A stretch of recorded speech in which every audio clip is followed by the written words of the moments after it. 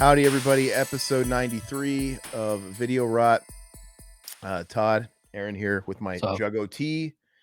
And is that sweet tea or is that unsweetened? it's the sugar-free stuff, the stuff that's going to give you brain cancer because it's got like a stevia or something. So Nah, it is. So it does have a sweetness to it because you know what? I lived in the South. I've never liked sweet tea. I only like regular iced tea. unsweetened iced tea. Yes, yes. Gross. I see. I love that, and a lot of people love sweet tea, but I just can't do it, man. It's like, you ever like do your feet and you do the cheese grater on your feet, Yeah, right? yeah. You get a petty or whatever. It's as if I did that on my foot over a glass of water. That's what just like Really? See, That's what it tastes. That's just what it like tastes like. It's just like gross. black coffee. Like I only drink black coffee. I go to Starbucks. I get like a iced black coffee. That's it because I don't want any sugar or anything in it. I drink about one of these a day. Yeah, they're good, man. That's I buy. why Is that that Black Diamond? That's Milo's. Milo Black Diamond used to be where it was at, and Yeah, then it is. something happened. Really? Something happened with it. No, no, no. I was a red diamond. Red Red Diamond. Yeah, yeah, Black yeah. Diamond is the Kiss song. I'll forgive you because it's a good song. But Red Diamond used to be where it was at, and I was a total stan. But there was a quality issue all of a sudden where every other jug I was getting would be like a bad batch, and it would Where just it have taste like like sediment at the bottom and it'd like be tons of it. rotten. Yeah, It would yeah, taste yeah. like it would taste rotten. It would taste Mhm. fucking weird. Like the leaves they used were burnt, or I don't know what was going on, but it was nasty. And it was every other jug. And I'm like, so I gave up and I moved out here. And they, at least at the time, now they sell Milos everywhere, but I didn't discover Milos until I moved to Arizona and I tried it. And I'm like, this tastes like Red Diamond used to. Yeah. It does. It tastes like, and it's consistent. So I'm on the Milo bandwagon now. Milo, that's my man, right? That's my guy. Oh, Nobody, Milo. Well, nobody Milo fucks. from Saved by the Bell. Yeah, Nobody fucks with Milo. You want to that's fuck with right. Milo? You got to go through me first. Oh, Okay. Kelly's making fun of me saying I have no taste buds because I don't like sweet tea. Hey, Look, listen here. I used to be a smoker growing up, so I don't have taste buds anymore. I sugar or creamer love in your sugar. coffee. Todd's No, got a little sugar in his step, if you know what I mean. I just like black, man. He likes Just black. he likes him black, and he's got a little sugar in his step. There you go. But yeah, I drink black coffee. Mhm. Just give me motor fuel, motor oil. Yeah, yeah. Just like it. It's not that I dislike a little creamer in it or anything. I just don't need it, and it tends to upset my stomach a little more than coffee normally does. And the purpose of coffee, I've never been a guy that wanted to love the taste of coffee because I don't want to be that guy that drinks like 20 cups a day. Yeah. I don't drink a lot of coffee, and when I do, I'm sipping on it. I don't even finish my cup because I use it to wake me up. I want it to taste like shit. Like I don't know. It doesn't. I don't want to be addicted to it. I don't even like hot coffee because hot drinks, I can't do hot drinks. Not that hot. I do Yeah, hot. I do hot. I want them ice cold. Ice cold. So do you like so you don't does your wife make you go to Starbucks and all that stuff? No, she doesn't like coffee at all. I go to Starbucks occasionally, but Hey, I'm sorry I didn't see the silhouette $2 holla. Thank you, man. Zero mention of the Kino Birdemic. This must have been has something what you guys were talking about before I came on, I think news we're wise. talking about disaster movies. Oh yeah. Dude, I don't know if it qualifies as a disaster movie, but Birdemic, it reminds me of another movie. I saw this article today, maybe it was yesterday, where and I think I shared it in our little personal group where Eric Roberts was doing an interview with one of the big publications. I don't know if it's Entertainment Weekly or whatever. And somebody was asking him about his sister or daughter, Julia Roberts and Emma Roberts. And I think they might have said something about Julia. And he Mhm. was saying, I'm not supposed to talk about her. He said he's not supposed to talk about it. He's like, my daughter too. He's like, I've been instructed I'm not to talk about him. And I'm like, that's kind of fucked up. He didn't make it seem like, hey, he didn't make it seem like there was any love lost or anything. He's like, oh, I love my daughter. He's like, I'm not, I'm not supposed to. They tell me I'm not supposed to. Sometimes I screw up and I do anyways. Like, but I love my daughter and I'm a biggest fan of her work. And he started talking about her a little bit. I'm like, so either his family is ashamed to be associated with the guy that starred in Sharktopus, Oh, but it also almost sounds like it's more of a business thing, like representation. Like, hey, we don't want you associating with Aaron Brockovich, Sharktopus, and you're this person, American Horror Story. You're at Hotel for Dogs. Oh, you're too good for Sharktopus. a Uh, specialist. yes, But anyway, I found it kind of weird, and it seemed like he was kind of understanding of it. So maybe it's just a business thing, and he's totally cool with it. But I don't know, man. If my dad was Eric Roberts, I don't care if I was doing different types of stuff, and I was trying. I wouldn't be like ashamed of my dad. No, and if I was the dad, I'd be calling out my kids, making fun of them too if they did that to me.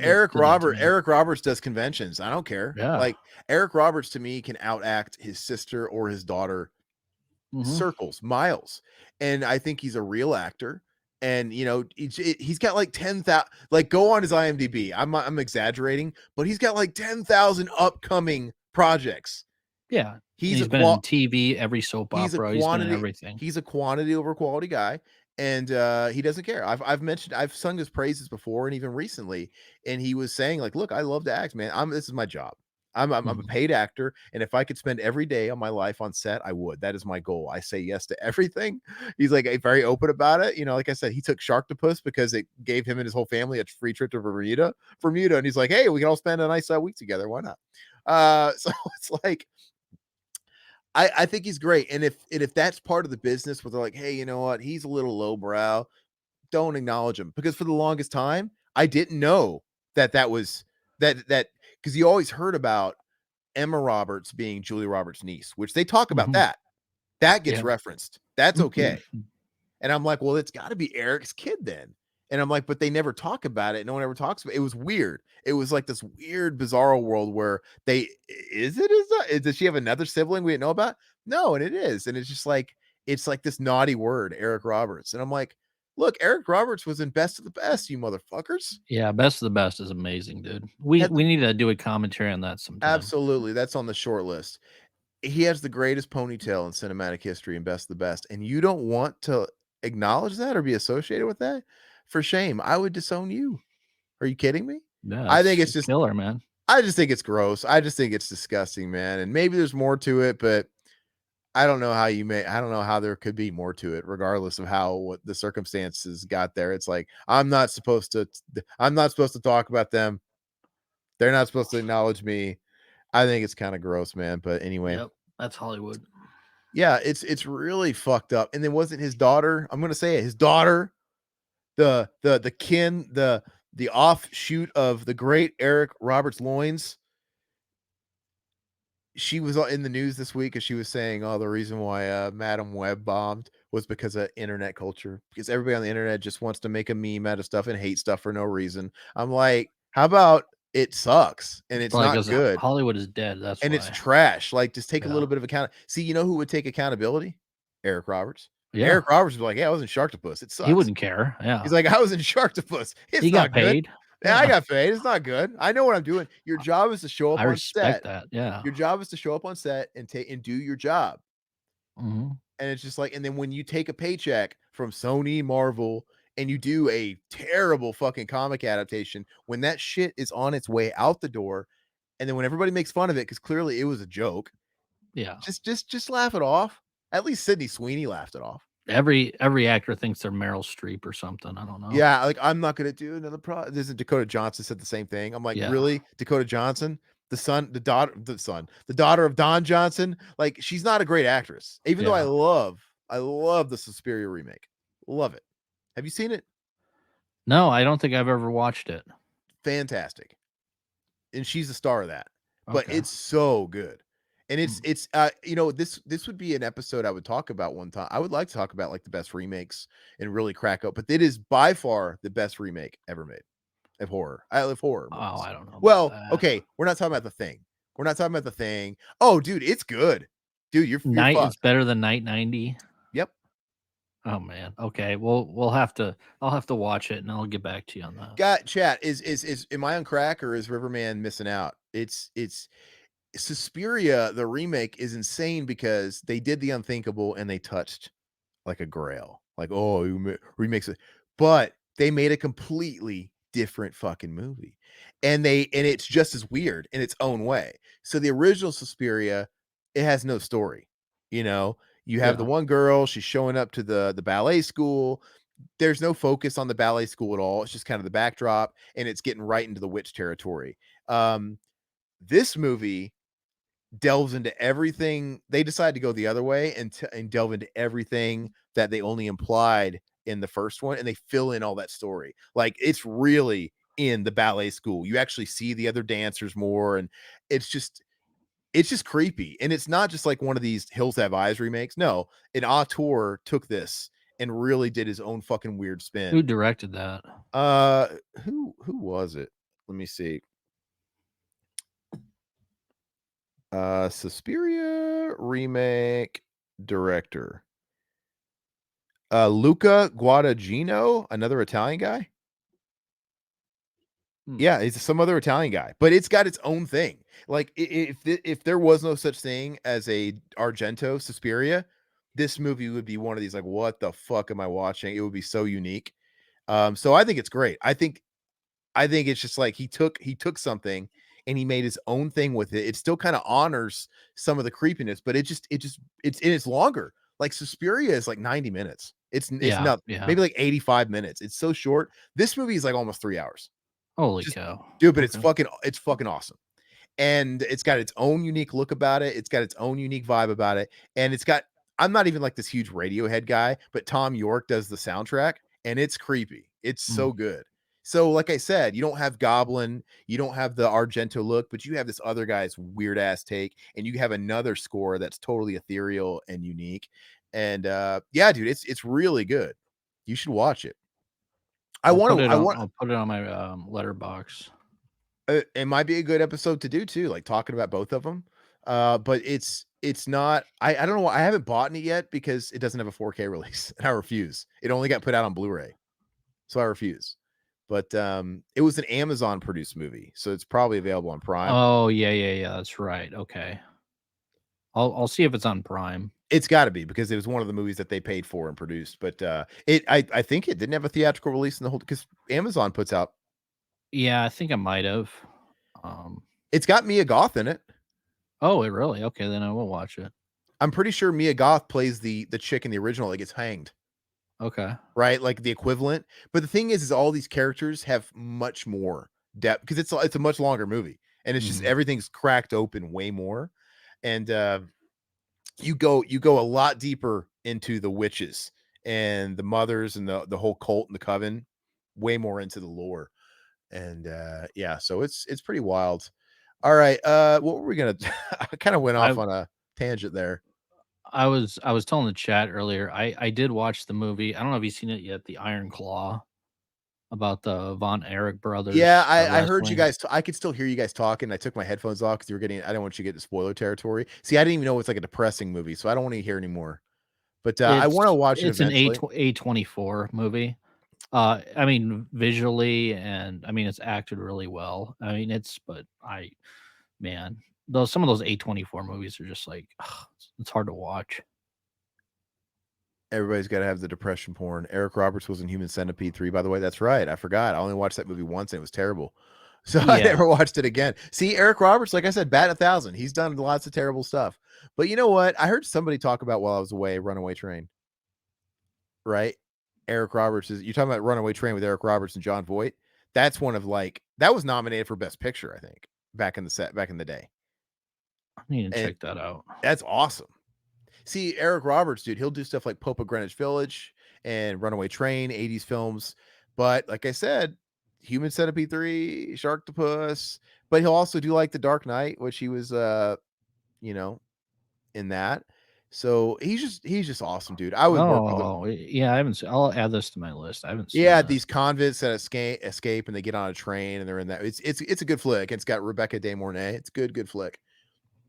I'd say it's probably top. Those are like maybe two of his best movies, and Best the Best, of course. But Best the Best is kind of it's hokey, but I love it. But Runaway Train and Pope of Greenwich Village, he's genuinely like give the guy an Oscar because he's a really good actor, and I love how hammy he is, and it's his hamminess will it never goes away. Like he's super hammy in Pope of Greenwich Village, but he steals the show. Like something about that scene chewing that he does, but also that hamminess lends itself great to the Expendables, where he's like Yeah. the bad guy. Like, I would have paid you double just to walk away. I love it. So and I forgot he was in that too. Kind of makes me want to watch Expendables. But Cool. I've been on a Rambo kick because Rambo, we're gonna do Rambo 4 as our next commentary.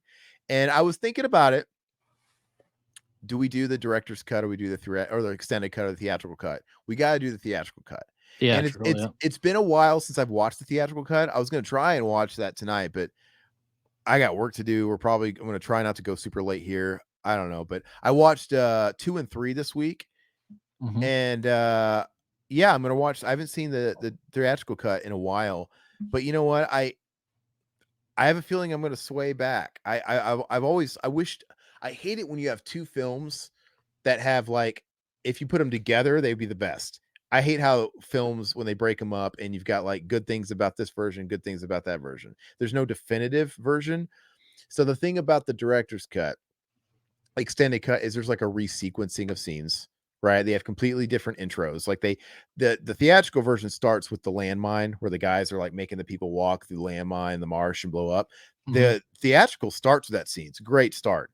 And it's still in the extended cut, but they move it later. And I'm not saying it's necessarily a bad thing, but it's just I want to rewatch it and see what edit I like better. But as far as like what they added and took away, not just rearranged, uh, the great thing about the extended cut is they add one scene where he's talking with Maria Bello. He's talking with the actress, and it Mm. gives you a little bit of it actually gives you a little bit of depth of the Rambo in the story, right? His reasoning of why he's doing this.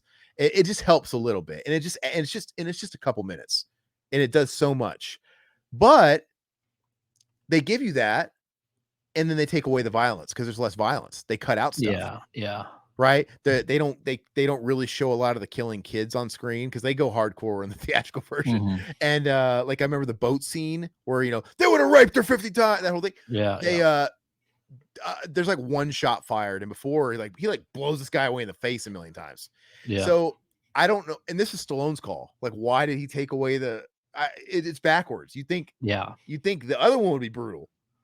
But I remember seeing that shit in the theater, dude, and I'm like, we were dying laughing. Me and my buddy, we were just dying laughing the whole time. We could not breathe. I thought my buddy was gonna die because it was just so ridiculously over the top. But now that I've gotten the story, like, okay, I know it. I don't need it. I think I'm gonna end up siding with like the original version. Like, you know what? Just give me the mindless action. I'm with you on the original version, the theatrical version, because of the violence.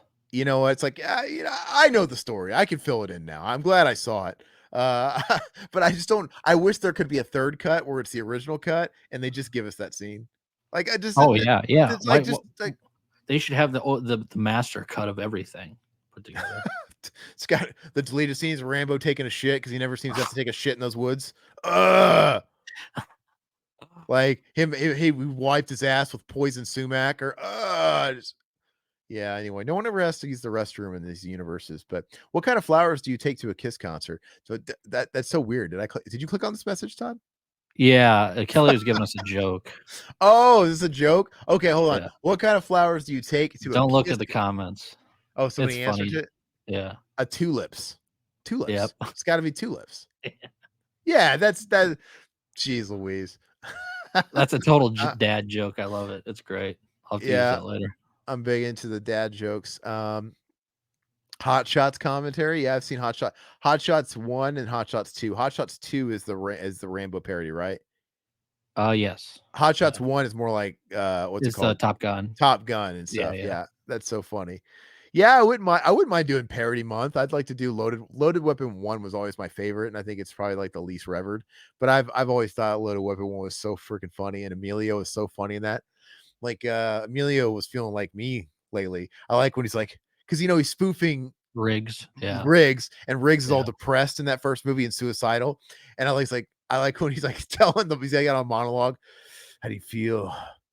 How do you feel when you're burned out? He's like doing all this fucking crazy shit, and then then it cuts away, and he's at the quick stop, and he's like, what kind of slushy do you want? He's like, we have kiwi and cherry. He's like, cherry. It's just so stupid, dude. And he's so intense, and I love when he gets up in his trailer. He's got a trailer outside, but when he wakes up, it's like a model, and he's got like an oiled up ass, and he's more buff, dude. And it's clearly not him. And then they have a wide shot, and it's like a mansion inside of his trailer. It's so fucking. I love those stupid movies, man. Uh, Those are funny. and Tim Curry is really great in it too. When he knocks on the door, he's trying to kill. I think it's the John Lovett's character who's supposed to be like Leo Getz. Maybe it was Oh yeah. somebody else, another witness. I don't remember who it was. And he looks in the peephole, and Tim Curry is dressed up as a Girl Scout, and it's just Tim Curry with a beard and fucking pigtails and a hat. Wilderness girls. It's just like, oh, okay, hi. It's so fucking just bananas. And I'm sorry, I'm gonna be done talking about this in a second. I love William Shatner in this damn movie. He's so fucking funny. There's one scene, it's one of the funniest scenes in movie history for me, and I die laugh. I laugh way harder than I really have any right to. But he goes into their apartment and he's like trying to like intimidate this guy Mike. He's like some kind of like something to do with the money laundering operation, and he's basically gonna kill him, right? And he's intimidating him, and he's walking around. He's like talking in riddles, and he walks by his fish tank, and just like out of nowhere, he's like, look at him. He just thrusts his head in the fish tank and comes up with a fish in his mouth. It's like the fucking the look on his friggin' face, man. I die laughing every time. So anyway, that cheered me up. What were we gonna talk about? Name that Kino. Oh yeah, I have a good name that keynote today, folks, and I'm Alright. gonna get experimental, and I'm gonna drop it on Todd later, but not now. So let me go ahead and pull up name that keynote. Yeah, I took it easy on you last week. Yeah, I don't think I'm going nuts here this week. You know, I'm trying to find some things that are going to present some good talking points. Keep that in mind with the rest of these segments today, because I wanted to get things that would actually produce some cool conversation and get us talking a little bit, which we've been doing great about that lately. You know, Mhm. even though Todd, he did venture out a little bit into music territory, making me pick between fucking Cher or Madonna last week.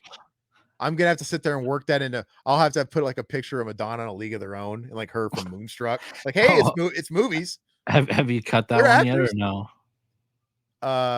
Yeah, it's gonna go up Oh, soon. okay, okay. Yeah, it's already cut.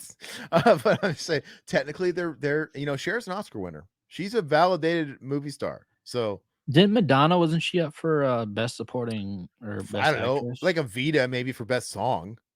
Remember she was Yeah, in a it's a great Vita. song, yeah. What was the how does the song go again? "Don't Will you Cry sing? for Me, Argentina." Yeah, Don't Cry for Me, Argentina. Yeah. Anyway, enough about that bitch. "Evita, it's okay."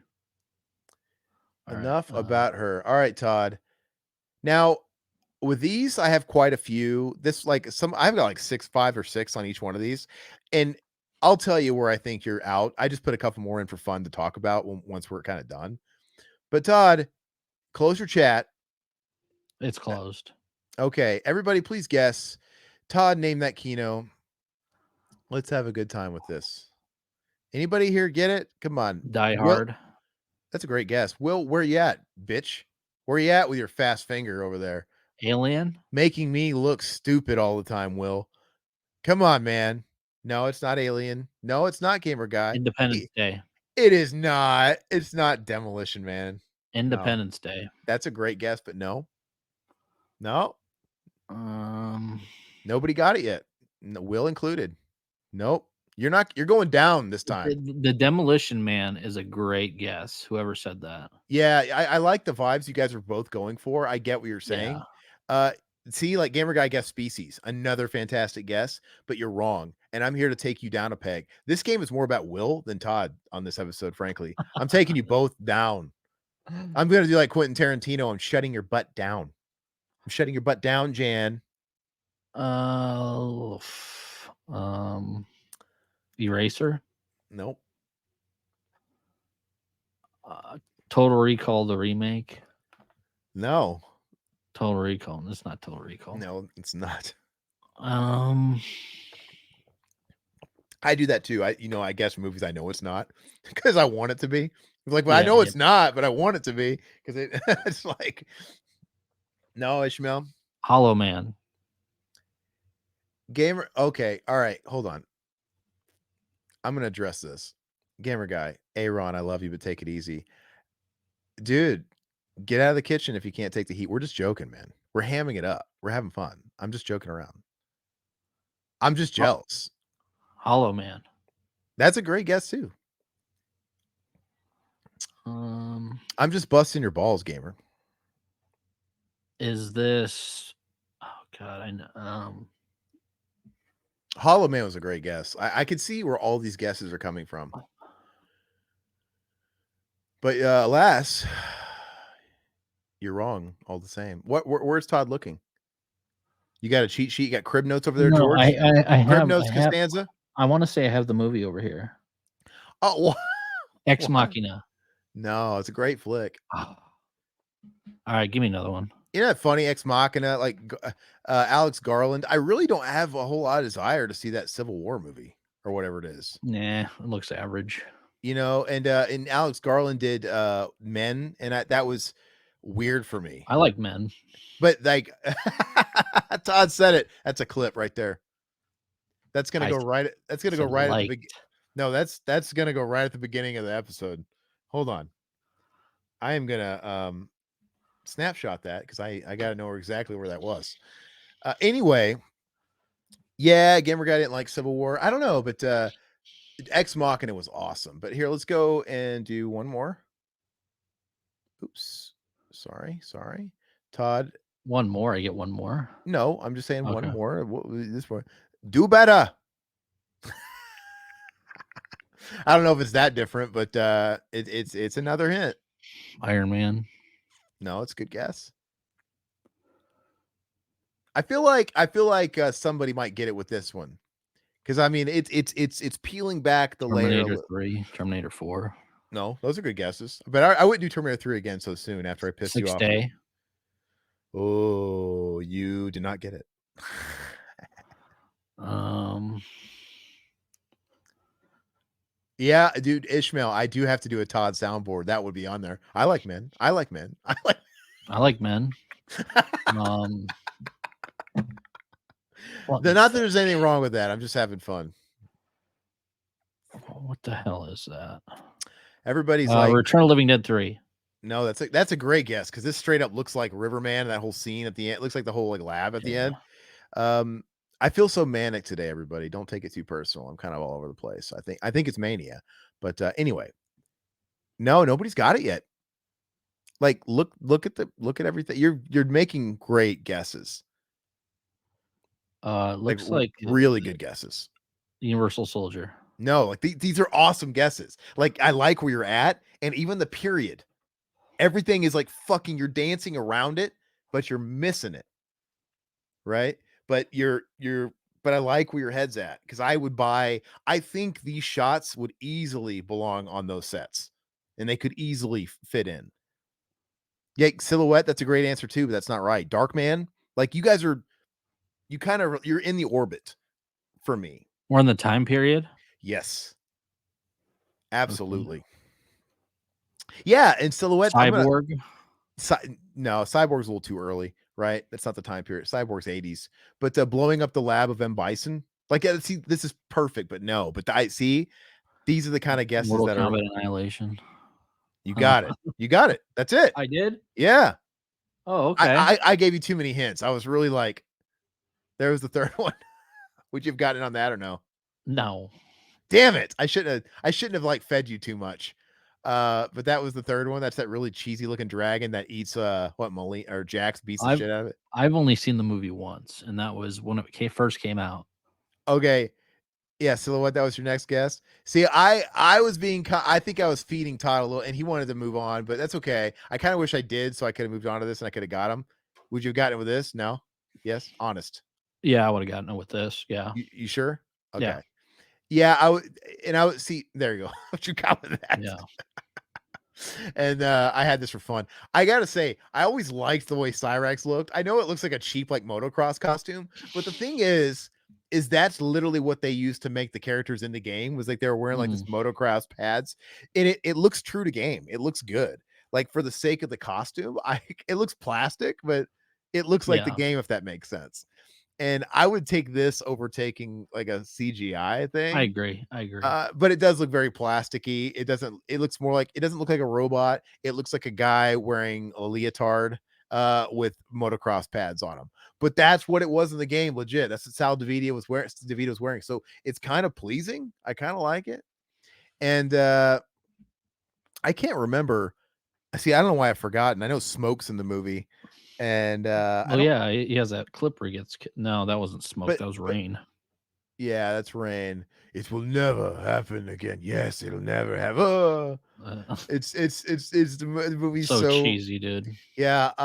I actually really want to watch this movie. I've had a hankering to watch it for some reason. It is terrible, but there's just something I always like that scene that yeah you're talking about. They were so hell bent on cramming every reference character up to the point in this damn movie for some reason, just to like give everybody the member berries of whatever. It wasn't even member berries. It was like relevant. Like I know that. I know that. Even that scene you're talking about, they take two characters who they couldn't cram in, and they at least name dropped them. We have Yep. captured two of Earth's forces from Cabal and Stryker. Tell me, did you make them beg for the life?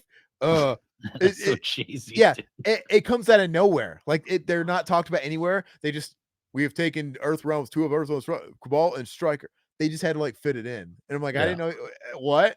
Okay, can we see Cabal and Stryker? Can I have some grease or fat? So anyway, what was that saying? The silhouette, the air raid siren music sucks. What are we talking about? Yeah, dude. Khan skull looks like butthead. Let me tell it does, dude. Hold on. Yeah, it does, dude. The teeth, dude. I remember this is the intro scene, and the whole thing is behind a really bad green screen. Yeah, The whole thing yeah. is so bad. And It then when it they it even looked bad for 95 or and whenever it came out. it came out in 97. But Oh, it okay. clips. Like when they show all the characters like Shiva and stuff coming up and Motaro, they're like clipping and shit. It's like they're like going in and out of it looks bad. And somebody was like talking shit in the comments and shit like, "Oh, could you do better?" Because I was talking about how shitty this movie is, and I'm like, "Yeah, I really could." And the thing is I'm pretty sure the guy who wrote this was Lawrence Kasanoff, the producer, who they all talk about was just a guy that had the rights, and Mhm. he was one of these wannabe creatives that had money. But he didn't know what he was fucking doing. And then he took the reins over from the original people and he fucking wrote, he was in charge of fucking this up, and it's just like, dude, The writing was terrible. it's not even writing. And the director John R. Leonetti, this is his first directorial effort. Before this, he was a DP, and he has done cinematography for so many movies. And honestly, that's a way more impressive filmography. I would not want to share the stuff I directed, but this is his entryway into directing, and it's terrible. And he didn't do another movie again until like what 2014. He did that first Annabelle movie, Oh, okay. and which is not good either. But it's kind of hard not to be better than this because this is just ridiculous. But at least it's meme worthy. It's just like a meme culture movie. Shao Kahn looks pretty. He doesn't look jacked or anything. He No, look, looks like a high school kid. and dude, the fucking mask looks like it came from Spirit, Yeah, right? yeah. I remember when we saw this. I've told this story. I'm not going to retell it, but I remember when we saw this in the dollar theater. Todd's like, I didn't even know it went to the theaters. I'm like, I well, didn't. it was in and out so fast. Like I think we saw it second week and we saw it in the dollar theater. It was just in and out like nothing, and which is a mind blow because they really dropped the ball here because this only came out 2 years after the first one, which was a huge hit, and Mortal Kombat was still really popular, and they dropped the ball because they rushed it and they fired a bunch of people. And you have Lawrence Kasanoff trying to, like I said, be some weird Orson Welles type where I'm going to take over the story. Like he's never written a fucking damn thing in his life. And it's just a mess. And I've been going down a really big like wormhole of Mortal Kombat stuff on YouTube. Like I've been because the cast has been doing a lot of conventions lately, and they'll do panels. Like they'll have Robin Shue, Lyndon Ashby, and that's the main two. And but you've had like the guys that played Scorpion and Sub Zero. Is Kerry Degawa still alive? Yeah, he's Okay, alive, and he's done a couple of appearances too. I that'd be don't think cool. he's done a couple of that stuff, but he lives in Toronto. I'm pretty Mm. sure. No, actually, he lives in Canada. I don't know if he lives in Winnipeg or Toronto but he lives in Canada. And I'd love to meet him, man. He's got to have some killer stories, I dude. I think he did.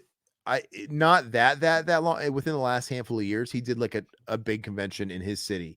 So maybe Okay, that's where he like limits it because he is kind of older, but he yeah. seemed to be fine talking normal. Mhm. But anyway, everybody, of course, they talk about this movie, and it's you watch these panels that people post on YouTube, and everybody gets asked the same questions. It's funny. You always imagine like, oh, these celebrities, they probably get asked the same damn questions over and over again.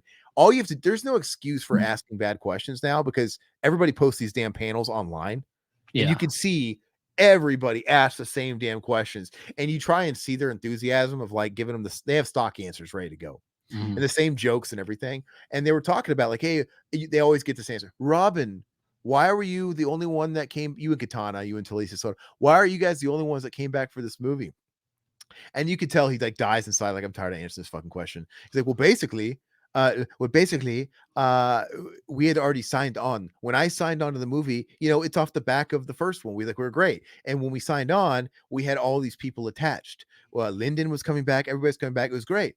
But by the time we showed up and I had already signed, all these people were recast or fired, and the story was like different. Like, what the hell? And it's just one of these things where he got sucked into for legal reasons. And he's like, believe me, I wish I didn't do it. Because it's bad. And Shang Tsung, Kerry Tagawa said the same thing a long time ago. He was like, yeah, I didn't when he was doing that Mortal Kombat web series. You guys remember that from like Mhm. 15 years ago, Yeah. which had promise. It was pretty cool.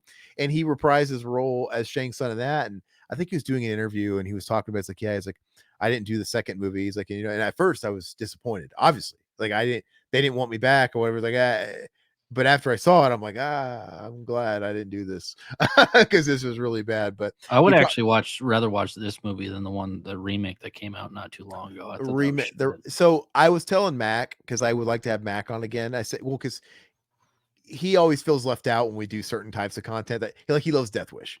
Yeah. Oh, okay. I Every didn't know every that. time we every time we post Death Wish, he's like, "Oh Oh, man!" Like, where I was like, I want to talk about the Death Wish, baby. So if we do like a Death Wish commentary, which I think is in the pipe soon too, I think we should have Mac on. yeah.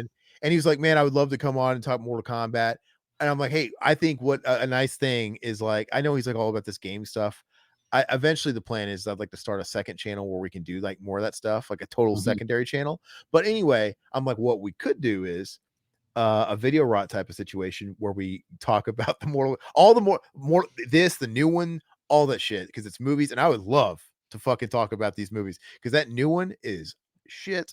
It is Oh, utter it's trash. terrible. And they were selling the producer of that was selling people hardcore about like, oh, like I'm a fan, I'm a huge fan, I played the game, and he seemed like he knew his shit, and he'd be like on Twitter and stuff, and he'd be talking about he'd be flexing his knowledge of the series, like, oh wow, he's one of us. He's gonna do us right. He's not gonna fucking let us down. And the movie comes out, and it's like, there's no tournament. And That was a COVID movie. That was all hype, and then everybody saw it, and that was the shit. the movie ends without a tournament happening. And it was just like Mortal Kombat Annihilation all over again to a degree because they just shove in a whole bunch of random characters, Yeah. right? With no context. And it's got bad dialogue. And this is the writer. This is the writer who's been having it up. There's that one scene where, like, for example, if you guys have seen the movie where there is the guy who plays Shang Tsung, which I actually like the cast. The cast have been in great stuff. It's just the movie's trash. He's talking on his perch, and all of a sudden, Nitara, she's like the vampire girl from the PS2 era games, just comes flying and screaming, and he's just randomly like, "This is Nitara. She is beautiful." It's like, what? It's like a total Mortal Kombat Annihilation thing. And then she shows up one more time and she gets killed in like 2 seconds by Kung Lao. It's dumb, dude. Anyway, he he's back at it again, like saying, okay, the new movie's coming out. Like it's got a release date and everything. I think it's the beginning of next year. It's done, it's wrapped. Oh, trust me. This one's all this one is we got Ed Boon as a consultant on this one. He's a part, he wasn't a part of the first one. This one is gonna have the tournament. This one's got 3 times more of action. I'm like, dude, I ain't falling for this shit again. Yeah. Fuck off. You know, none of it's good. Anyway, yeah, no, gamer guy, that is my favorite line of this movie. Scorpion, suckers, and he takes katana. It's so dumb, dude. Anyway, all right, so that's enough Alright, let me close time. the chat. Yeah, close the chat. Alright. All right, so we are going to, Wanna know, baby. Here we go. yeah. Yeah, I kind of want to like spend time with these. So sorry, I like talking about the movies I pick. I want there to be more of a story to it than just like random shit if possible. It makes it fun. All right, so the second one, let's see if Todd can do it. Will I want you to beat Todd. If you do not beat Todd, you are no longer my child. You understand me? Okay, here we go. Share screen.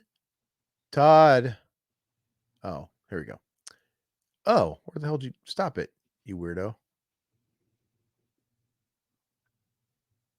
Name that Kino. I know what you're thinking. This man on screen here has been in about 5 million movies. Die Hard. No. James Hong was not Die Hard. It's like one of the only movies he wasn't in. He's pretty much in every movie. You need an older Asian guy, you call James Hong. Yeah, he's a legend. Absolutely. I feel like I should know this. This is a good first one. I'm going to tell you every slide in this. I'm being kind because they're all actors. I'm not giving you random obscure ones, but it's still kind of tricky because James Hong's been in literally so much shit. The Showdown Little Tokyo. He wasn't in that. See, you're picking all the movies he should have been in, but that was Carrie Tagawa. Gamer Guy got it. You let Gamer Guy cuck you again. You literally guessed the one out of like 5,000 James Hong movies. He's still know. at it, dude. He's still doing conventions. He's like 90s, right? And he was doing he's doing conventions. He's still talking to people. I would love to meet James Hong. Okay, so we're gonna give you another one. Todd, make me proud.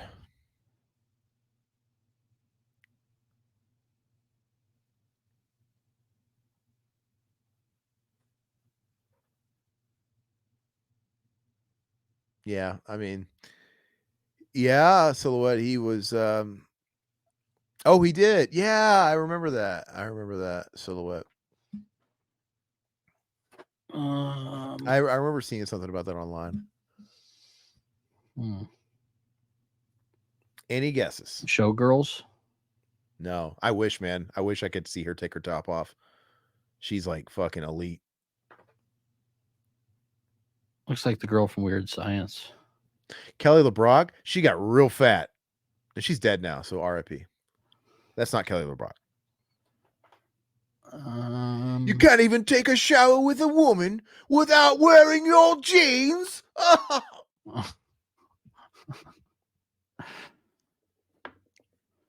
Either that or Tori from Saved by the Bell. I never thought Tori was attractive. It's same thing with like Elizabeth Berkley. They weren't for me. Dude, she looks like Tori. You're right. I didn't notice it till now. She looks like Tori. Is this the Karate Kid Part 2?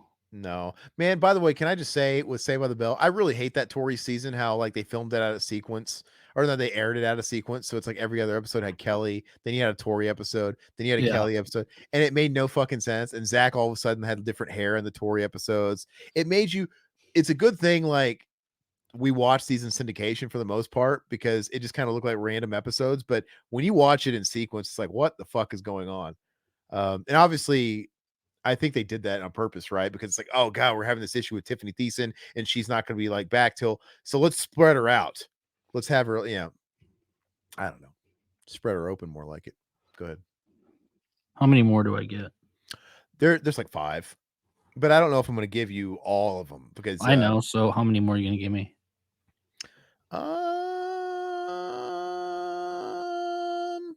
I'm going to give you at least one more. I feel like the 4th one I might be nice. The 5th one's the total giveaway. The 4th one makes it one. really easy. The 3rd one you totally get though. This next one, but I'll make a judgment call in a minute.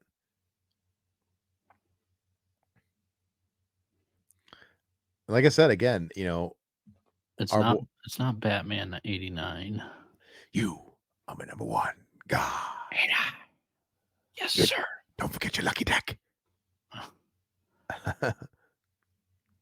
Oh god. You set me up over a woman. A woman. But this is look. I don't know it. Look, Jack Palance. Also, this is why Yeah. Jack Palance has been in a million things. Like, so I'm not necessarily giving it away. That's why I'm keeping people in it. But these are key characters. So these are Yeah. great slides. But okay, I will get you on one more. Yeah. All right. Let's see. I'll make a judgment call on whether I give it to you on this one or not. Let's see how much you struggle.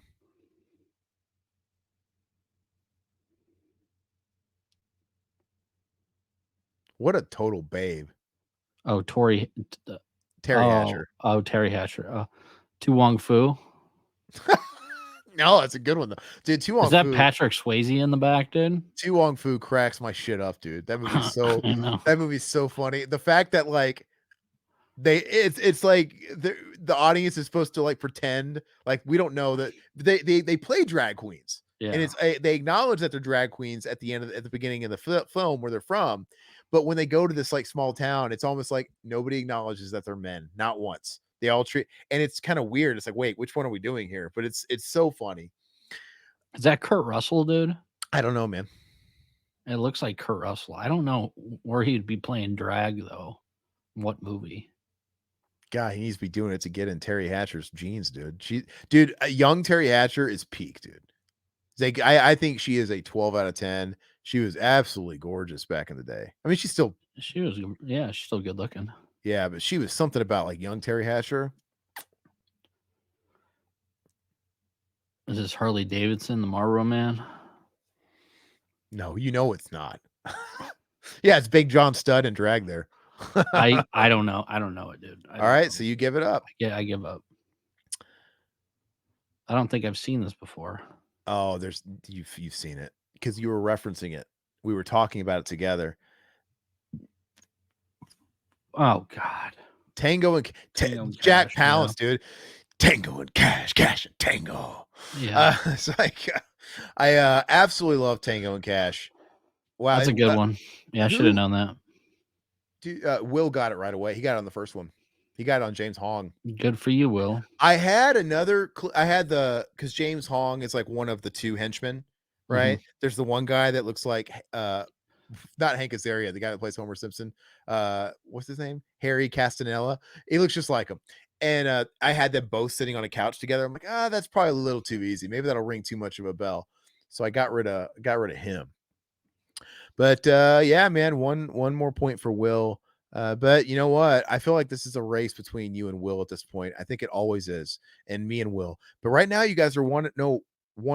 Or did Will get the last one? I got the first one. Yeah, so Will didn't get the last one. Okay, so you guys are tied. So whether or not Will knows it, he's playing.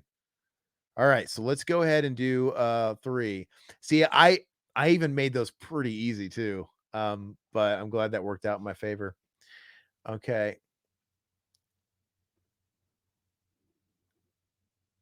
Even if you haven't seen it in a long time, I think I made them pretty good. I'm like, I'm showing you the characters.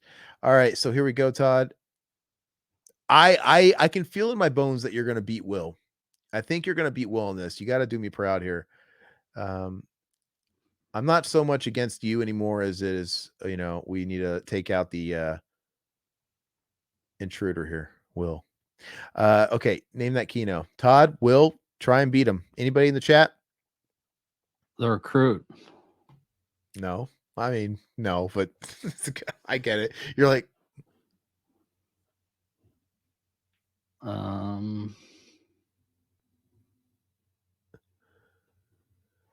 Happy Gilmore or Billy Madison.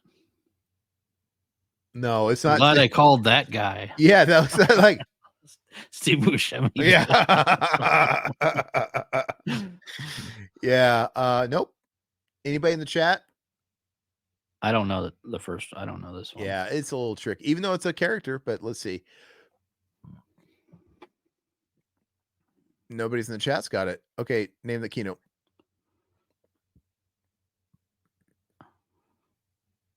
It's not True Lies. Oh, God. I got a little dick. It's pathetic. Cut that. Cut that. Why?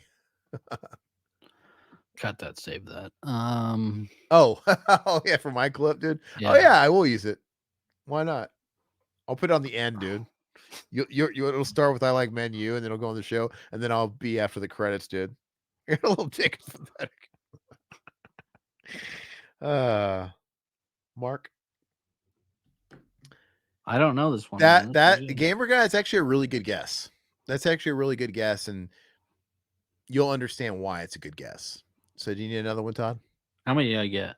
One more or two This more? one, this one you've got 5 total. I feel like it's we'll kind of play it like the last one.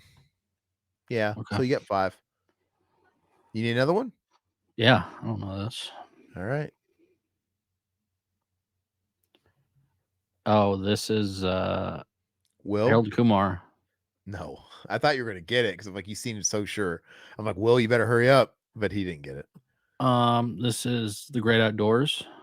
No, but I had a feeling you're going to think cuz that does look like it, but it's not. I've seen that log cabin at Universal a lot, by the way. It's the same cabin that coach. It was Hayden Fox's log cabin too on those exteriors. Is this I think I know it. 4 score, and I don't know what the fuck this is from ago. This is My Fellow Americans. No, and it's A Simple Plan. I haven't seen A Simple Plan a long time ago. Long time, sorry. I remember that being good. That's got Bill Paxton too. No, it's not, Todd. That's a Sam Raimi movie, right? Simple Plan? I think so. I don't remember. It's got Billy Bob Thornton. Sixth Sense. No. Gamer guy stumped. I'm gonna need another one. I don't know. All right. So I think you've earned the 4th one. That's all right. So go ahead, name the Kino.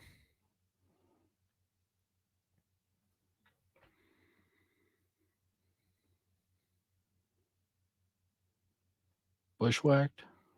No, that's a blast from the past. Well, look, it's Winnie the Pooh or the bear, dude. That's a great guess, Silhouette. It's not. It's not Cliffhanger.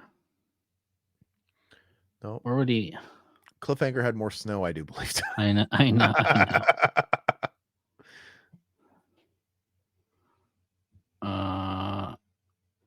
I don't know. You got me. Okay. Will's totally stumped. All right, Todd. Here is your Kino. Oh gosh, Black Sheep, dude. Sheep. Yeah. I took out. I almost had the picture of It would have given it away of Gary Busey taking off his leg, dude. Mm-hmm. Yeah. So Black Sheep. Will didn't get it, and yeah, neither did I got Todd. one. Yeah, you got one. So did Will. So you guys tied, actually. Okay, but here's what I'm talking about. I have a wild card round. Are you ready? This is my new thing. So you guys let me know if you guys like this, because if you guys like this, we could do a complete segment on this. But or we can just keep it like this, like a bonus round. Right now, I'm calling it a bonus round. It's one slide. Can I see the comments? Yeah, turn them on. You can now. No, not when I pull it up. But go ahead and if you want to look at it now, you can. But Okay. Okay, so cover your comments now because I'm about to pull it up. Let me explain it. So, guys, this is going to be the bonus round. We're going to see how this works. Yeah, big Kino, no whammies, no whammies. Big Kino, no whammies. Basically, it's only going to be one slide, and that's it. And I've altered the image. So you have to determine what movie it is based on just know that I've altered it. Right? Does that make sense? Yeah. And so that opens up way more possibilities for us because you could do easy scenes. And as long as you alter it, like, oh, this adds a new layer of difficulty to what maybe was not difficult. Yeah. So I'm not necessarily trying to bust balls on this one. I'm just feeling the waters just to kind of give you guys an idea what it is. I made a whole bunch of these and dude, I could twist the script. I didn't go fucking balls hard. But anyway, so guys, for the first ever inaugural bonus round of Name That Kino. Let's see here. Where have you gone? There you are. Just to get a feeler. Todd, name that bonus Kino. You close the comments, right? Yeah, I close the comments. All right. Name that bonus Kino. Home Alone 2. That's right. Okay, so I didn't make it hard, but you get what I'm saying. I just AI'd. Yeah, yeah. Added Asian people on there. This one was very easy, but that is 100% what I was going for. I made some ones that were a little bit more challenging, but I didn't want to do it. But what do you think of this concept? It's kind of fun, right? I like it, man. I think it's cool. Yeah, it's super fun. This one was obviously very easy, but dude, I have a few, man. Um, I'm already prepped for the next time I have to go because I've already got a few in the chamber, and I'm gonna twist the nipples a little harder. But like I said, it gives you an opportunity to take like a very identifiable scene and change it. So if you take away the faces, it's still pretty easy. This one, but it adds that layer of difficulty. I think it's funny, dude. I had so many variants of this. I didn't know which one to pick, dude. I had like one with like evil clowns, dude. And I had So like, how did you do that? You just how do you face swap them on well, Photoshop or what? there's got to be a way to do it on the Photoshop app, but I actually did it on the Adobe phone app, Oh, okay. which I was making thumbnails with that while I was on vacation, and it's different. Like I'm not logged into the actual account because this is actually free. Mm. You can just download the Adobe app, and it limits you to 25 free per month of these like AI alterations. If you want to pay for it, you get like 100. But anyway, 25 is plenty. I mean, but you get really addicted to like, oh, let me try this. Let me try this. I burned all mine, dude, and I've only got like three that because I was just You having smell fun. that mauve? Yeah, Yeah. fish. So yeah, you should think about doing this at least one for the next one. I'll do it. I'll do one. All right, so that wraps up that round of Name That Kino, man. Pretty fun. Pretty fun stuff. I didn't go too crazy, but I still gave Todd a failing grade somehow. Hey, at least I beat Gamer Guy. I All got the right. bonus and I got one. Oh, it's right. Gamer guy, you didn't get it right. Yeah, I think he got it first. Yeah, you got it pretty fast. And I knew Todd would. Yeah. Asian Home Alone. That would have been an acceptable answer as well. But now I would have needed Asian Home Alone 2, Yeah. Lost in Chinatown. All right.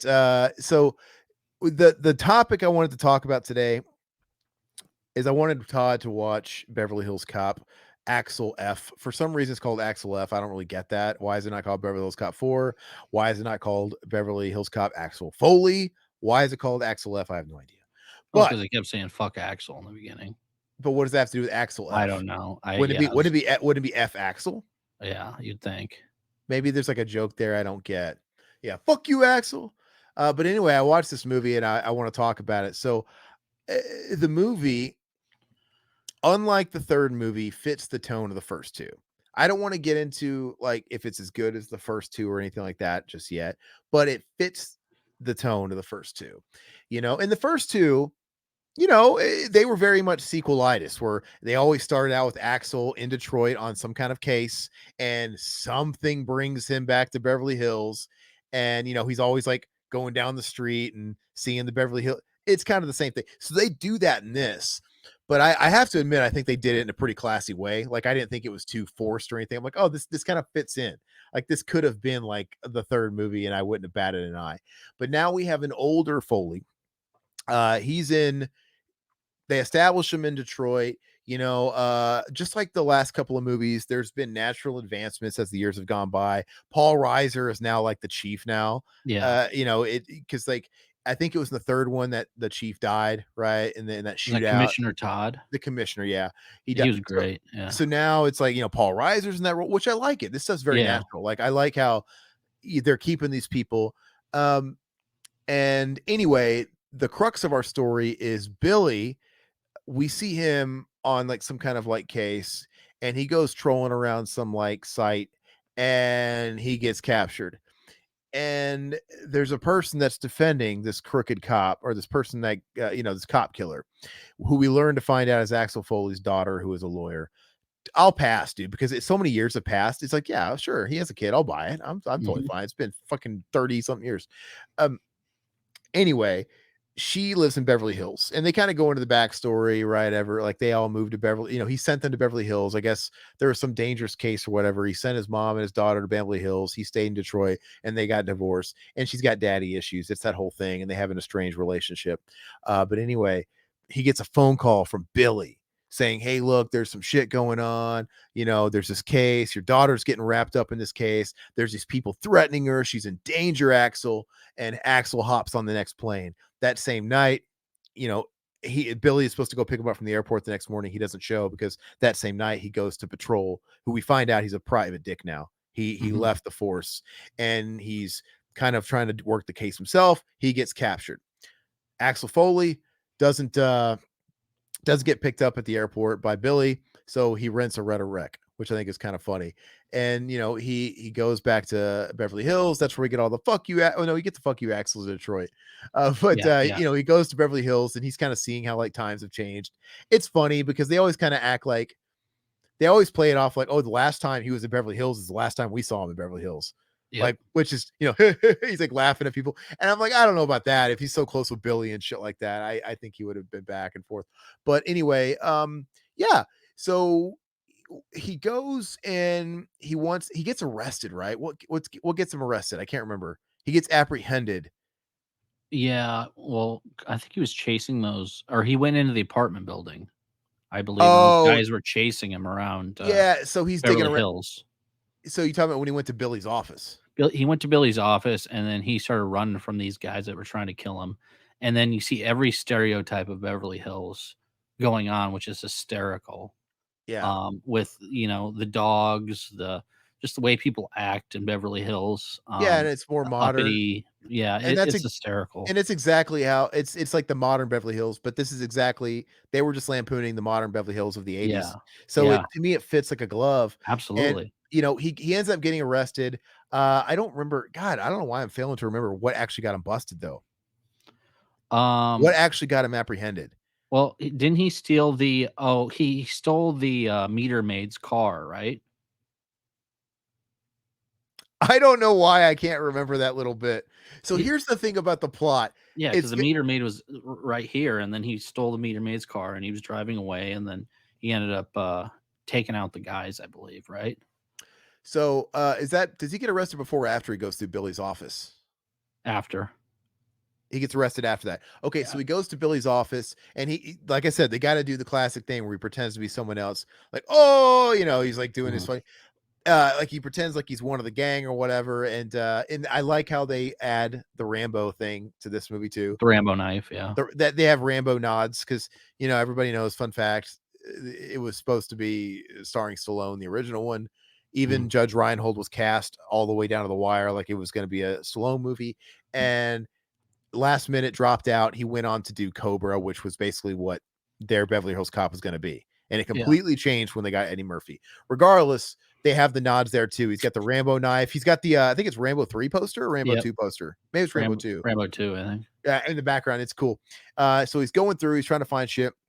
He ends up getting arrested, and we meet new cop Joseph Gordon-Levitt, who I think is fine here. He's like He he's he good. did good, Yeah, yeah. he's good. And you're gonna have new blood because Mhm. you find out that Taggart is now up, right? Which He's like the Taggart commissioner or and something, I don't know. Taggart was like gone in the third one. I don't fucking remember what happened, but he just wasn't. Billy was like the fucking head in the third one. Well, he retired. Taggart retired, and then he came Oh, back 'cause he he was came. sick of his wife or Yeah, he something. came back. Yeah, and Billy has since gone on to be a private eye. Um.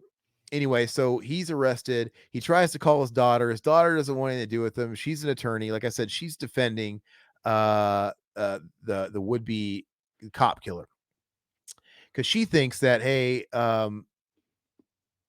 what is it? She's trying to uncover some shit like he's innocent because she defends the bad guys. Yeah. A- And she's Axel's calling. He's getting his one phone call. She keeps hanging up on him. Which, by the way, what a bitch! Like, come on, dude. Just fucking take the call. He calls like 3 times or something stupid. And finally, he calls and says, "Hey, Billy." Like, I don't know why it took him this long to say the Billy card. Like, hey, Billy called me. Billy's gone. I'll give you information if you come and bail me out. Yeah. So, because she's kind of intertwined with it too. So she comes and bails him out. We kind of get some backstory with him and like Joseph Gordon-Levitt, like his daughter and Joseph Gordon-Levitt were a thing, yada yada. That whole thing's got to be in there. And basically, we're dealing with a pretty cliche crooked cop. But this is what they all are. All the Beverly Hills Cop Yeah. movies, the story, it's not really about the stories. It's all pretty generic. Like, oh, there's a crooked cop, or there's a drug ring, or there's a crooked cop involved in a drug ring. It's all the same. It's just kind of more about the characters. And this is what this is. You're kind of introduced to Kevin Bacon's character, Mhm. and whatever. You see it a mile away. He's crooked. He's the bad guy, Yeah, Kevin yeah. Bacon. And they never even explore. Like, you never even go back to the guy that's on trial. Like they're trying to kill his daughter because she's defending this guy, and they just you never even get any resolution with that whole subplot. Like, and it's Yeah, you kind of do. really Yeah, how how 'cause they found the thumb drive. I know, but you never see him again. You don't Like see him, no, it's no. just kind of an afterthought, and even like the Kevin Bacon thing, like you kind of know what he's into, but they never really go into it. Like, oh, he's a crooked cop. That's enough. Like Mhm. we get it. He's got a Rolex and shit. He's doing something crooked. They there's really like no expounding on that, but I don't really need it. I guess it's not really what the movies are about.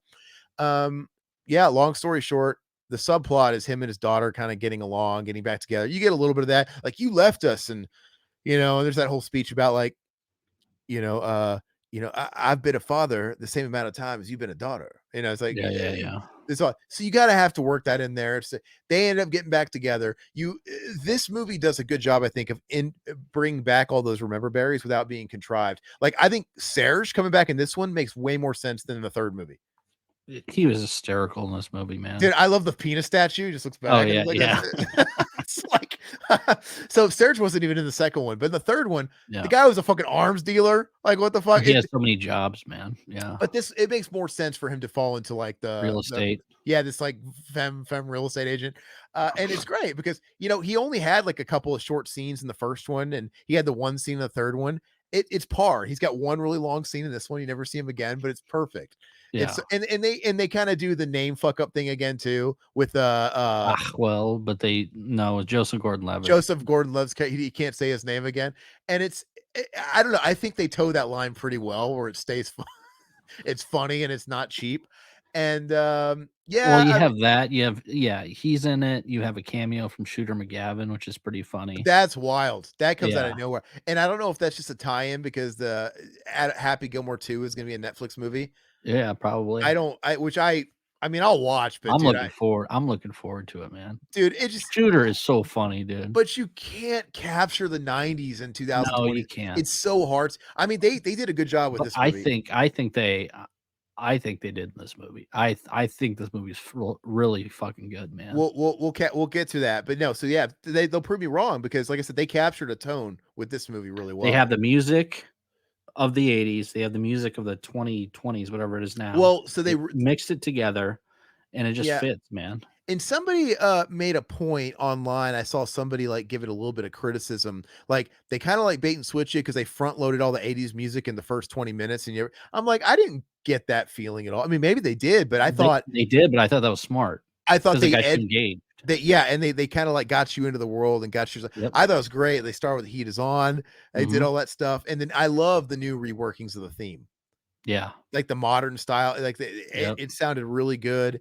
And but yeah, I mean, there's the story is what it is. It's like, yeah, they catch the bad guy, right? And it even kind of ends up at like a mansion type area, kind of like in the first one. And Kevin Bacon's the bad guy, whoop-de-doo.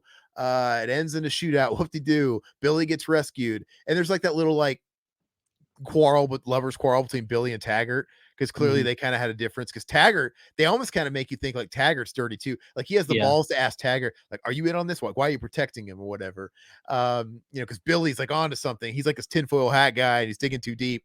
But they have sort of their separation. They kind of come together for the big shootout, which is You really funny. have, yeah, Billy and Taggart, in a foxhole like they always are, and it's freaking hysterical, them going back and forth.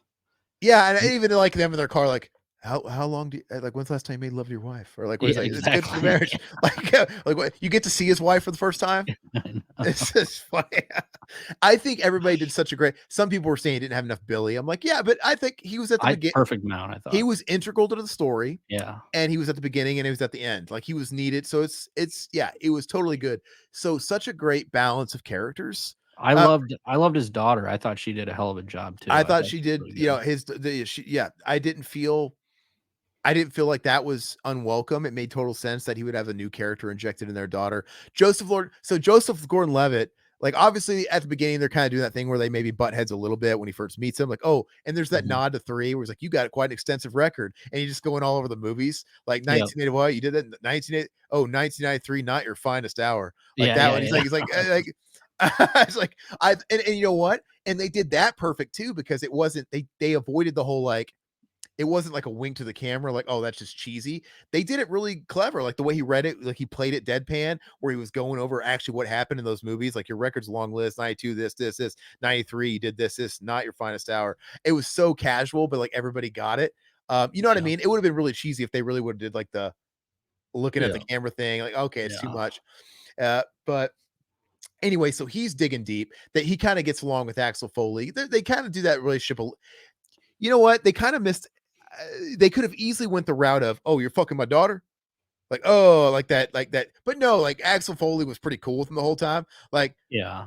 "Hey, he's having intercourse with my daughter." Like, he's saying these jokes and shit like Well, that, make him cool. Yeah, he wasn't in his daughter's life. I'm sure he wouldn't care that much at yeah, that point. he was acting really cool, like a really cool dad. Yeah. And anyway, so he ends up getting suspended because he's digging a little too deep. Something smells fishy. And so now he's basically like a new gang, like just in the original movie where like Billy goes rogue with Axel. They go off the grid. They're gonna solve it together. And the fucking funniest scene is them riding that helicopter, dude. It's so Oh, funny. yeah, yeah, yeah, yeah. That shit is so funny, like, when he's, like, freezing up, "I thought you said you were a pilot," and they're Yeah. doing all that shit. That whole scene is like I love it, Kevin Bacon's like, they're low, and they're kinda like, "What are they doing?" Like, Kevin Bacon's like, "What the fuck are these guys doing?" Uh, that whole scene, that whole chase scene is great. I know some people were talking about, "Oh, like, CGI." I don't think the use of Cheesy? C No. there was a little but the blend I'm was sure there so was, but it wasn't a big it deal. wasn't offensive. Like, come on, man. Let's get real. The year this movie came out, it looked good. It wasn't offensive. I that whole fucking it technically it had a car chase scene with that helicopter was great. Yeah. And I was genuinely laughing, dude, at him just like freaking out, shitting himself and Oh, yeah. stroking Axel. And then like I said, the funniest part of the whole movie, actually, I love it, is when he's in that big rig, dude, at the end. I died when I was telling you about that part Oh, yeah, yeah, that was where funny. him and Billy and he got like fucking Joseph Gordon-Levitt sandwich in the middle, and he just says what we're always thinking, like because Axel's like fucking adrenaline. It's like, hey, there's no seatbelt in the middle, because I'm always scared of those giant eyes. And what does he say? He says something like, "Man, fuck your seatbelt. We'll go to the like." I don't remember what he says. Like, fuck your seatbelt. Like, we're going to the edge. Something Axel Foley, and I Yeah. just die laughing at the timing. And it's so cool to see Eddie Murphy feel like Eddie Murphy again, Oh, because yeah, yeah, this is and definitely because he's been gone for a long yeah, time, yeah. and He was hysterical in he this. kinda made a comeback with Dolomite. My Name is Dolomite. Did you watch I've that? never seen that, huh? That was a Netflix movie that came out like 4 or Oh, 5 okay. years. The My Name is Dolomite, so Yeah, good, where he's playing yeah, the guy that made that Dolomite yeah. movie. He's awesome in that, but it's more of a biopic, but it's like blaxploitation. It's Mhm. so good. And I'm like, "Wow, Eddie's back, man." And then he did that sequel, Coming to America, which is shit. Oh, yeah, And yeah. I never saw that. I never really loved the original Coming to America. No, That's like sacrilege because everybody loves that movie. I I'm like, wasn't into it either. I yeah, was too young. but I watched Coming to America, and I'm like, and it was not good. And I was scared because I'm like, "Oh my god, he's gonna do another sequel to one of his biggest movies, and it's the Axel Foley." And I'm like, "Please don't fucking do Coming to America did everything wrong, in my opinion." They made the Yeah. exact same movie, but they flipped it where, they're going to Africa instead of him coming to America. But it just wasn't good. And it's about Mhm. his kids. I'm like, no, this was like a legit sequel. Like this didn't feel shoot in. This movie could have came out 25 years ago, Well, 20 I years was ago. telling my brother, how did this movie not get in the theaters? Because this I mean, the boomers would eat this up. Did This is you a total watch it with boomer your brother? movie. Yeah, Did your brother like it? he loved it. Yeah. And had he not seen it yet? No, no, we used to watch all these movies growing But you up. guys, I didn't know if he'd watched it or like as soon as it dropped, like No, I we did. watched at the same time. Yeah. And so yeah, man. I mean, that's pretty much it, man. They saved the day. Uh, it's just it's a Beverly Hills Cop movie. It's just it delivered, and yeah, it was fun. I I think the third one sucks. I don't like it. But I like the 3rd one for what it is, but this is a lot better than the 3rd one. this one, like I said, this one feels like the first two. Yeah. Now, I'm not gonna say which one what's better or whatnot, but at least it fits tonally. All I wanted out of this movie was be better than the third one. And it Mhm. exceeded my expectations Oh, because yeah. not only was it better than the third one, but it actually I was expecting a total, like, member berry fest. You know, when you have these sequels, like, 30 years later of any movies, they're not good, they're hard to do. When you have a Ghostbuster sequel 35 years, it just doesn't work. And this movie, they just picked it right back up. It's definitely I mean, Maverick was the best one. the sequel that I've Oh, as far as that pulled off the long gap sequels, yeah. pulled it off. This one I thought really pulled it off. I gave it an 8 out of 10. I thought it was Yeah, that good. I think it's really good. I think if you ask most people, I don't know if nostalgia is gonna lose out. Like, people are gonna be like, "Oh, yeah, 1, 2, and then this one." Honestly, I never watched, like, the Beverly Hills Cop movies, like, a million times. I didn't watch them growing up all the time. So, like, I've seen them and I like them, but I don't feel like this weird closeness that people have decades watching them. So when I watch 1, 2, and 4, they're close. They're not, like, far off. I mean, like, I think the 1 was always the best. But there's people that like 2 the I best. love 2 too. 2 is Yeah. great, but so I don't know. I'm like, 1 and 2 are pretty close, and I think this one's pretty close. So if it really is, like, if this one is the 3rd best, it's It not by, is. like what? This one's the 3rd best, but I'm it's s really good. No, but I'm saying if this one is the 3rd best, I don't know if it's, like, by ridiculous margins. You know what I mean? Like, they're Mhm. all consistently I could watch all 3 of these together and be fine. Yeah. So yeah, I probably give it something like an 8 out of 10 too. I don't know. I really liked it, and I want to watch it again. I Actually, do too. I I want do to watch too. it with the wife because I watched So it do I. alone. Yeah. Did anybody in the chat watch it? Anybody in the chat care about it? We didn't even I ask. don't know. I highly recommend it. I mean, they probably think we're boomers because we like Beverly Hills Cop, but this is total. At first, it's a boomer movie, but then it evens out to modern day. I loved all the nods, and they didn't overdo it. No, no, So it's super. Like I said, they didn't do it any more than they already did in 2 and 3 yeah, because yeah. they were just like not in the first movie. Every one of them was like that. So I'm like, you know what? It kind of gels. Mhm. It's not like that Ghostbusters movie, man. That with those kids that came out, that movie is I never forced. watched any of It's those. bad, dude. I haven't watched I maybe I'll sit and watch Frozen Empire if it comes out on streamers. I figure anytime. But dude, I mean, like, just fuck those movies, seriously. So, like, to me, Maverick and on in this movie, this is how you do a sequel. If you're really gonna tap into a well after Yep. 30 years, dude, you better do it right. You better do it right. So I'm trying to think, what are some other movies that if they had that I wish they could do this to and actually succeed, that have been dormant for a long time. I mean, God, I wish they could Ugh. do it with Terminator, for fuck's sake. Yeah, that's a But, good question. I wish they would pull it off with her. Um, they kind of already did it with Rambo 4 because Rambo 4 it wasn't like 30-year gap, but Rambo 4 was like an 18-year gap from 3, and I thought Rambo 4 was really good. They should have stopped at 4. Um, yeah, I don't know what other franchises there are out there that they haven't already ruined that they could bring back. Alien, duh! Yeah. This gives me hope. This gives me hope that, like, okay, they captured Beverly Hills Cop so well in the modern era. They struck the balance.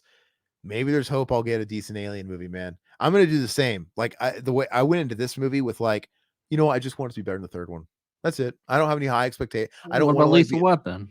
Oh, Lethal Weapon's perfect. Yeah. Yeah. Oh, it's actually perfect because the last Lethal Weapon was 98. So we're Yeah. kind of close. But it's been 26 years. By the time that damn movie comes out, it'll be fucking 30. I don't know if it's actually what's going on with it. But Danny Glover's not getting any younger, man. Can we just get that made already? I Uh, know. I know. and I'm kind of looking forward to Mel directing it. Like, he's the only person that could have taken it up Yeah. Yeah. after uh I just I'm looking I forward to it. I hope it gets made. I think there's studio interference. It's like a lot of problems with studios. I don't think studios they don't have faith in these kind of movies anymore. And even if Richard Donner was like a golden child, Richard Donner's dying wish, he was making Richard Donner wanted Mel to direct it. And the studios just aren't playing nice anymore. It's just like, but hopefully this movie will gain some interest from studios. Like, oh, okay, so there is interest in comedy action that's fucking dated as shit. So, like, maybe we should, even if Lethal Weapon has to be Netflix produced. yeah. Like, if it has to be, like, what, as long as it's not like because you watch this, it wasn't like a Netflix movie because Netflix movies are No, not at bad, all. dude. This should have been in theaters. I think it would have done really well in the There's these theaters. Netflix movies that are bad, and this is a Netflix present. So uh I don't know if they just paid for it or if they bought the rights to it or what it is. Because maybe there's a difference between the movies that Netflix actually produces and the ones that they just pick up the rights. I don't know what the difference. I mean, they were in the fucking label, but I don't know if they actually pay because this feels like a theatrical movie. Yeah. So Do a similar thing with Lethal Weapon. As long as it gets made, I'll be fucking fine. Because yeah, and then you got to go hard. You got to fix. Lethal Weapon 4 was my Beverly Hills Cop 3. Yeah, yeah, yeah. I think Lethal Weapon 4 is better than Beverly Hills Cop 3. By the way, I do think it's better than Beverly. I don't know. But they should come out with a box set of Beverly Hills Cop, Oh, all 4 of them. they have the first 3 box set, and I was not buying that because I knew the 4th one's been coming out forever. Well, the 4Ks came out separately, No, so you can buy them in a set. oh, really? Yep, they So have I'm waiting now. yeah, Hopefully, they get all 4 of them, they man. will, they will. I'm waiting because they packaged all 3 of them in, like, just like a cardboard, like, slip box, kinda like those Halloween set, the Halloween Mm, H2O. It's just kinda like that type of thing, but I'm like, "Don't do it," because they're gonna package them all together yeah. 100%, so I'll wait. But you might even wa they already said that they wanna do a 5th one. Oh, 'Cause really? they've been all doing the press junket together, Billy and Yeah. whatever, and they've asked him, like, he's like, they're all Jones, like, "Man, we had so much fun on this." It was like, picking up the next day, everybody in that cast, you could tell gets along great, and they're like, "Yeah, we wanna do it." Like, "We're all Jonesing. We would love to. If this one does well and people like it, look, yeah, we're all on board for a 5th I one." wonder how well it's doing. I mean, we'll never know because we don't get the numbers from Netflix, but Yeah, well, I know the reception is really good. The yeah. reception is really good, so hopefully the numbers are good. But if that's the case, man, you'd imagine that they'd be pumping out part 5 sooner than later, like a couple years. Yeah. So I want more, Yeah, 100%. And absolutely. but anyway, hell yeah. So let's wind down with our last segment. I'm gonna hit Todd with a little choose your destiny. Gosh, dude, I still gotta work after this. It's so depressing. Okay. Choose a destiny. This one I wanted to launch a discussion over. This one's sort of a classic question, I think, and I don't think we've really broken it down. So and I want everybody in the chat to also help us out here and give us your 2 cents here. Todd,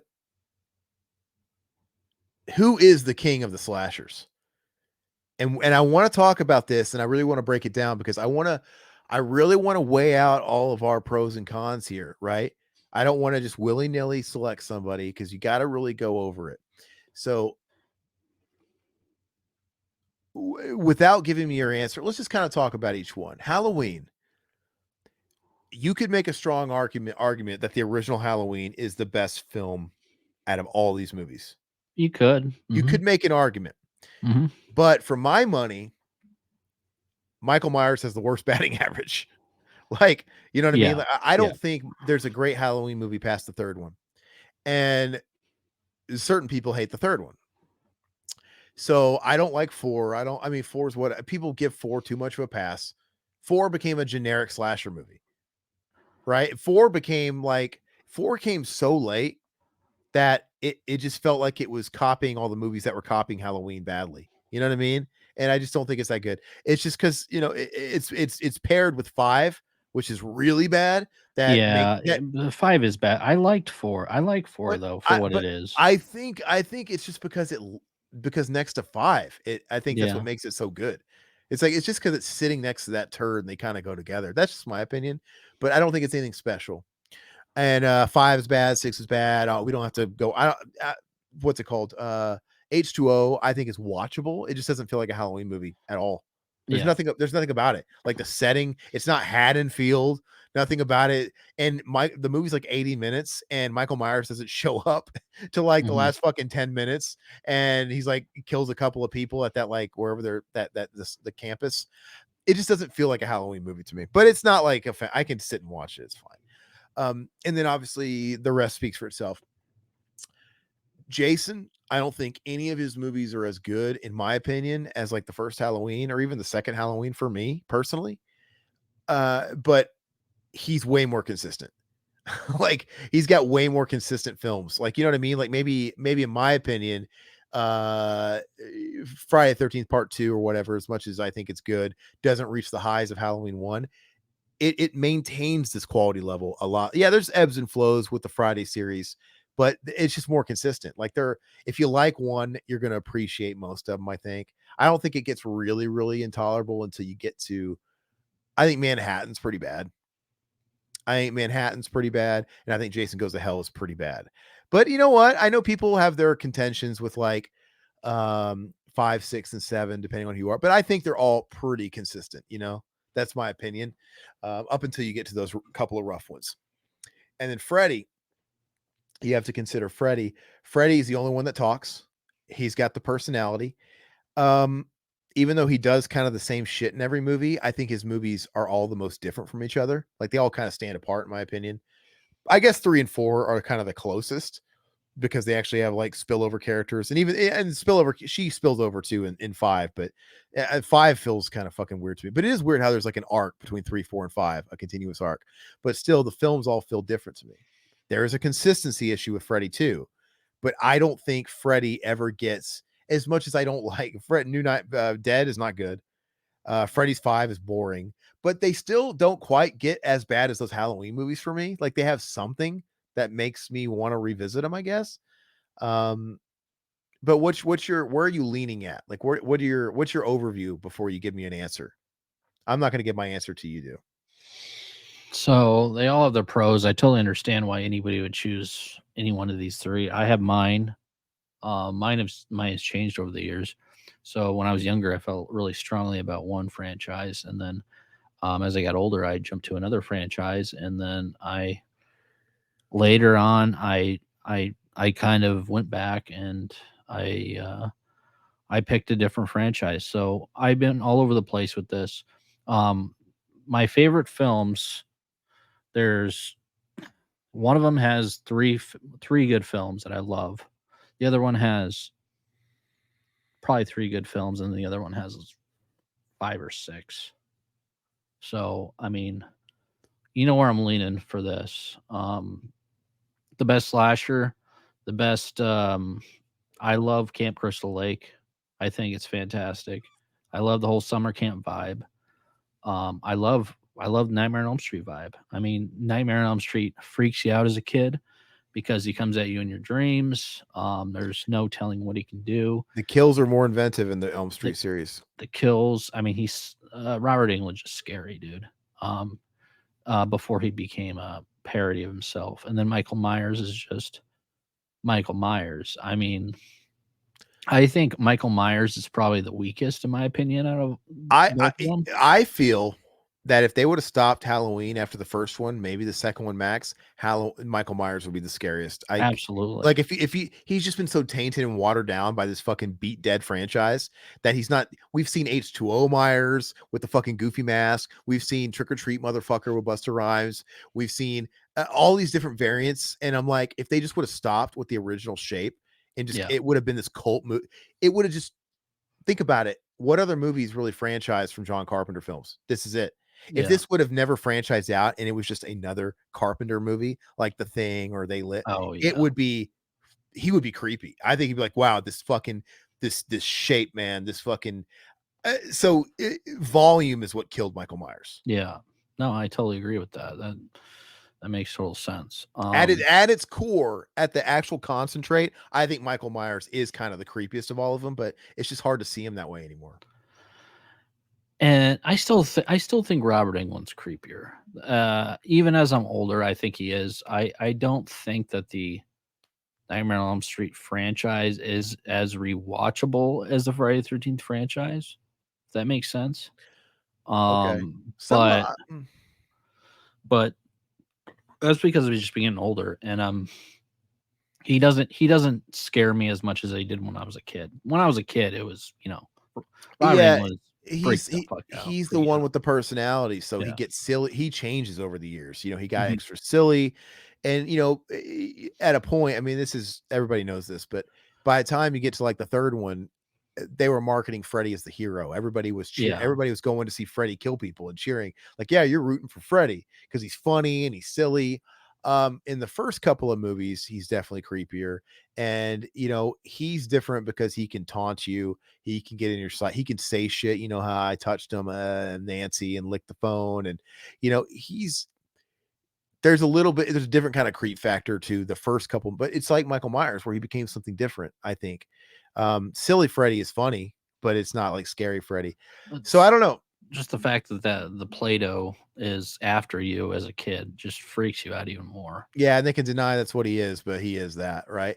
And then so yeah, so that's one kind of scary, but there's also a kind of scary to Michael Myers where he has no motives, Yeah, right? Freddy is like torturing you. He's like a cat playing with a mouse, right? And he's sadistic. Michael Myers, there's also something scary about just this mindless killing machine.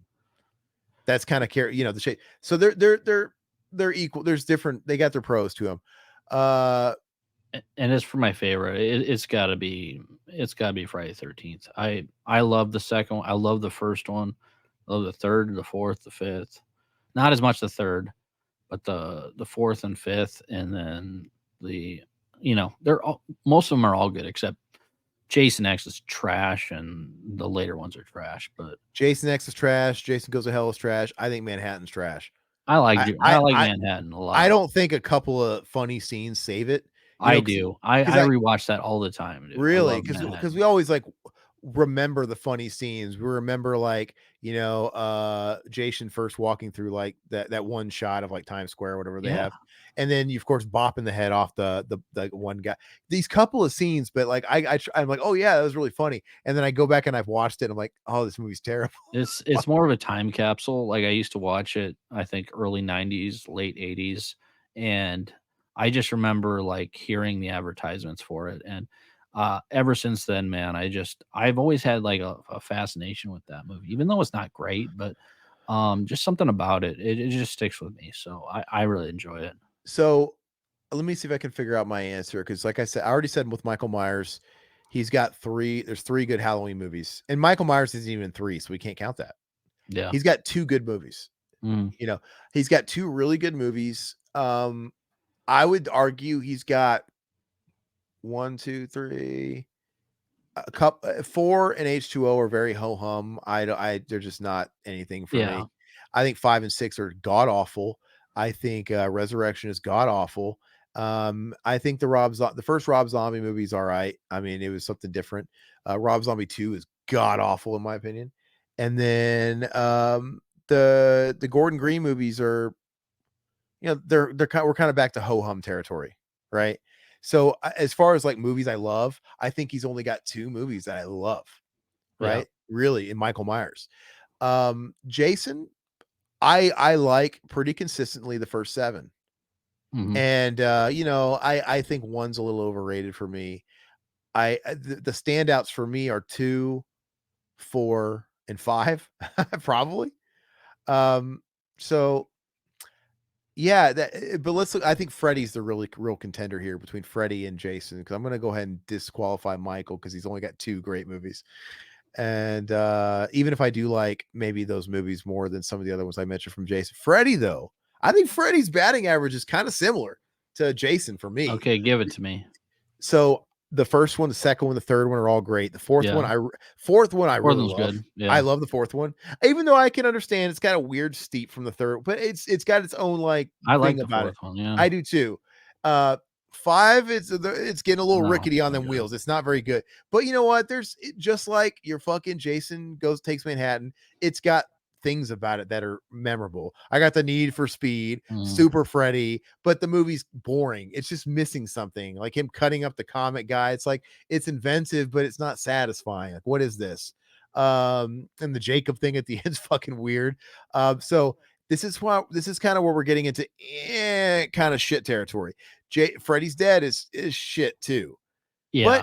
but then we have New Nightmare, which I think is, it's a missed It's pretty opportunity. good. Yeah. I like It's New good. Nightmare. It's not great. Like it could be great. It's missing something. It's like the concept is really fun. I like watching it. Everything about it's super fun. The whole meta idea was so ahead of its time. They just don't really stick that landing at all. The third act and everything. But you know what? I think it's pretty good. So, I mean, for me, you got five good movies there. You got a few really great ones. You got two pretty good ones, and then you've got two dog shit movies. So for me, I'm gonna lean Freddy just off that, just because I think I could easily I can't, is that a word? Watch Freddy movies, I think. The better Freddy movie. I think the best Freddy movies are probably better than the best Jason movies. That's my opinion. And And I don't I'm with you, but I'm the total opposite with that. So and I don't think and like I said, if Michael Myers just had 1 or 2 more okay movies, he'd be on the map because like I said, his first 2 movies, they're contenders, but he just doesn't have enough. So that's my thing. So I like the variety of Jason though with the potato sack Jason. I like the Mrs. Voorhees killer. I like of course different hockey masks. I think it's cool how they do that for each movie. you got the Roy, you got They got Roy the in fake out 5. killers, Yeah, yep. yeah. And it's So got, well, that this doesn't I don't know if this had anything to do with the slasher themselves, but if you wanted to break down their cast, dude, I mean, the Freddy movies have had cool casts, but the yeah, Jason movies have had casts, man. The people yeah. in the Jason movies over the years has been great. You've had like everybody, dude. You've had like what Miguel Nunez, dude, that Miguel Nunez guy, Hmm. right? You've had Crispin Glover, you've had Horshack, you've had Corey Tom Feldman, Matthews, Corey Matthews, Tom Matthews, Corey Feldman, it's like Corey Matthews. Yeah, like there has been some fucking ace like Kevin Bacon, Kevin Bacon. Yeah, yeah, yeah, so, a really good final girl, right, in the first, the second movie's great, first 2. yeah, yeah. The yeah, the chick in the second one's really, really good. I can never get their fucking names right, dude. There's so many fucking people, I can't keep track of everybody's names. But yeah, so we're similar, just, a little bit different. I go Freddy, he goes Jason. What do you guys think? Let us know. I feel like Halloween has the most stands out there. Like, at I think so too. the Halloween Halloween people love. franchise Yeah, has become this weird cult where that and Scream fans, man. it's just gotten so I don't understand. I mean, I'm not against it. More people like horror, the better. It's just people have really latched on to Myers to where you would think he would have a stronger franchise as a whole, but whatever. Uh, Do you think the newer fans like Myers better or Ghostface nowadays? I think you'd have to ask maybe a younger generation. I don't know. I'm curious. I think they like Scream better now than Let us know in the chat. I want people to yeah, comment on this stuff when this video's out. Let us know. I'd be curious of your age and where actually I would be curious of your age demo and what you pick because it'd yeah. be interesting to like okay because maybe it's all about the age. Even though I was a kid when the first screen came out, it's got this new life with this new Mhm. generation. It's really unspeakable. So, all right, guys, we're gonna call it a day. Please like the video. Please subscribe, leave a comments, help us out with the algos. We're marching to 10,000, baby. Catch you next time. Bye bye.